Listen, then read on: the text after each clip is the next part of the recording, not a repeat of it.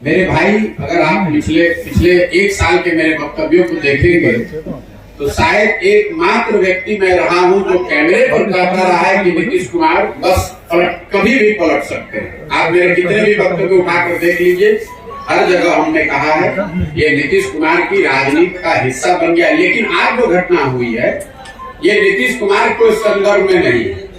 नीतीश कुमार पलटू राम है या पलटू राम नेताओं के सरदार हैं, ये तो बात पहले से जनता जानती है। आज की घटना ने अभी जो हुआ है इसने ये दिखाया कि पूरे बिहार में जितने राजनीतिक दल और नेता हैं सब पलटू मार। आज ये भी तय हुआ कि नरेंद्र मोदी, अमित शाह और भाजपा वाले भी उतने ही बड़े पलटू मार है जो अभी 2 महीना 4 महीना पहले कह रहे थे कि नीतीश कुमार के लिए बिहार में भाजपा का दरवाजा बंद है।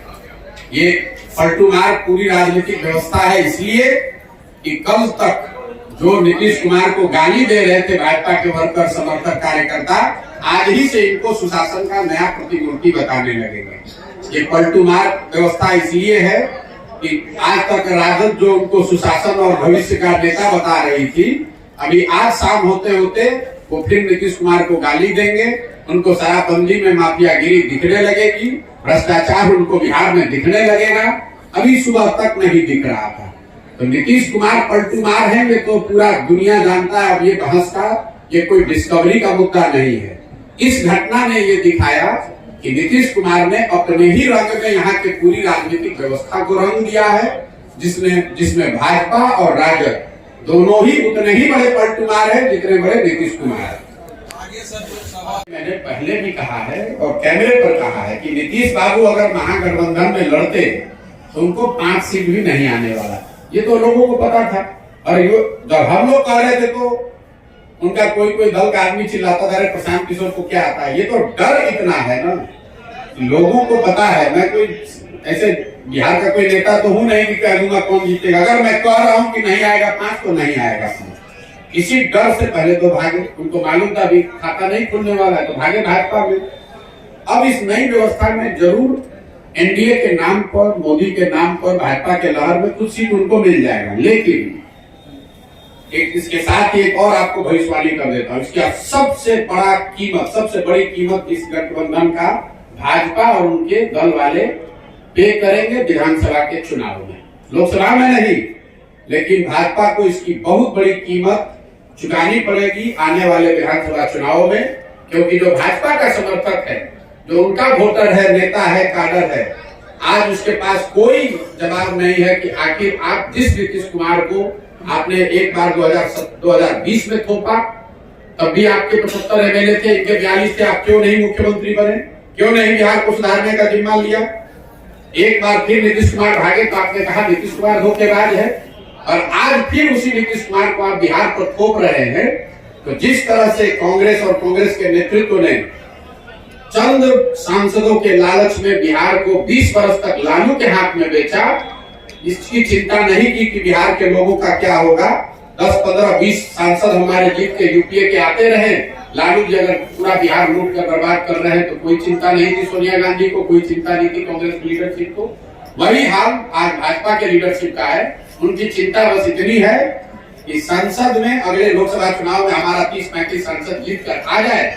अगर नीतीश कुमार ने पूरा बिहार को बर्बाद कर दिया है, उनकी मानसिक हालत नहीं है बिहार को चलाने की, इसकी कोई चिंता उनको नहीं है।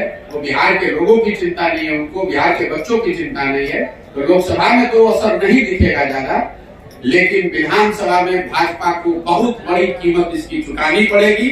और आप इस वक्तव्य को नोट करके, रिकॉर्ड करके रखिए। अगर न हो तो मेरी गर्दन आप पकड़ लीजिएगा। पहले भी कहा है और कैमरे पर कहा है कि नीतीश बाबू अगर महागठबंधन में लड़ते तो उनको 5 सीट भी नहीं आने वाला। ये तो लोगों को पता था। और जब हम लोग कह रहे थे तो उनका कोई दल का आदमी चिल्लाता था, प्रशांत किशोर को क्या आता है। ये तो डर इतना है ना, लोगों को पता है। मैं कोई ऐसे बिहार का कोई नेता तो हूं नहीं कि कह दूंगा कौन जीतेगा। अगर मैं कह रहा हूं कि नहीं आएगा 5 तो नहीं आएगा 5। इसी डर से पहले तो भागे, उनको मालूम था अभी खाता नहीं खुलने वाला, तो भागे भाजपा में। अब इस नई व्यवस्था में जरूर एनडीए के नाम पर, मोदी के नाम पर, भाजपा के लहर में कुछ सीट उनको मिल जाएगा। लेकिन एक इसके साथ ही एक और आपको भविष्यवाणी कर देता हूं, इसका सबसे बड़ी कीमत इस गठबंधन का भाजपा और उनके दल वाले पे करेंगे विधानसभा के चुनाव में, लोकसभा में नहीं, लेकिन भाजपा को इसकी बहुत बड़ी कीमत चुकानी पड़ेगी आने वाले विधानसभा चुनाव में, क्योंकि जो भाजपा का समर्थक है, जो उनका वोटर है, नेता है, काडर है, आज उसके पास कोई जवाब नहीं है कि आखिर आप जिस नीतीश कुमार को आपने एक बार 2020 में थोपा, तब भी आपके 75 एमएलए थे, इनके 42 थे, आप क्यों नहीं मुख्यमंत्री बने, क्यों नहीं बिहार को सुधारने का जिम्मा लिया। एक बार फिर नीतीश कुमार भागे तो आपने कहा नीतीश कुमार धोखेबाज है, और आज फिर उसी नीतीश कुमार को आप बिहार पर थोप रहे हैं। तो जिस तरह से कांग्रेस और कांग्रेस के नेतृत्व ने चंद सांसदों के लालच में बिहार को 20 वर्ष तक लालू के हाथ में बेचा, इसकी चिंता नहीं की कि बिहार के लोगों का क्या होगा। 10, 15, 20 सांसद हमारे जीत के यूपीए के आते रहे, लालू जी अगर पूरा बिहार लूट कर बर्बाद कर रहे हैं तो कोई चिंता नहीं थी सोनिया गांधी को, कोई चिंता नहीं थी कांग्रेस की लीडरशिप को। वही हाल आज भाजपा के लीडरशिप का है। उनकी चिंता बस इतनी है कि संसद में अगले लोकसभा चुनाव में हमारा 30-35 सांसद जीत कर आ जाए।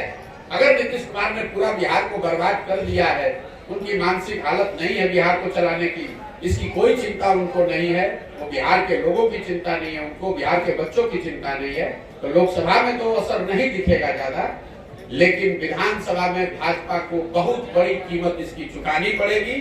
और आप इस वक्तव्य को नोट करके रिकॉर्ड करके रखिए, अगर न हो तो मेरी गर्दन आप पकड़ लीजिएगा। ऐसा है कि मेरा संबंध किससे है ये बताने वाले पंडित इतने हैं बिहार में कि बेचारे 1.5 वर्ष से कोई बता रहा है कि मैं भाजपा से मेरा संबंध है, कोई बता रहा है कांग्रेस से है, कोई बता रहा है नीतीश और लालू से। मेरा संबंध इस देश में ज्यादातर बड़े नेताओं और दलों से रहा है, लेकिन पिछले 2 वर्ष से जब से मैंने वो काम छोड़ दिया, मैंने एक ही संबंध बनाया और उसको निभाने की कोशिश कर रहा हूँ, वो है संबंध बिहार की जनता से। मेरा संबंध बिहार की जनता से है और मैं पूरी तरीके से कृत संकल्पित हूँ कि ये जो चला रहे हैं ये लोग, लालू, नीतीश, भाजपा, ये जो रिवॉल्विंग डोर चला रहे हैं, जिसका जब मन है वो बैठ जाता है, इनका सामूहिक खात्मा अगले 2 वर्ष में बिहार की जनता की मदद से कराकर आपको दिखाएंगे। जिसको भी आप लोग चला दीजिए कोट करके, ये फॉर्मेशन फिर बदलेगा, इसको भी लिख कर दे देता हूँ। आज जिस फॉर्मेशन में बिहार में व्यवस्था है, जिसमें नीतीश कुमार चेहरा है, बीजेपी सपोर्टर की भूमिका में है और दूसरे साइड आरजेडी है और बाकी लोग उनको सपोर्ट कर रहे हैं, इस फॉर्मेशन में विधानसभा का चुनाव नहीं होगा।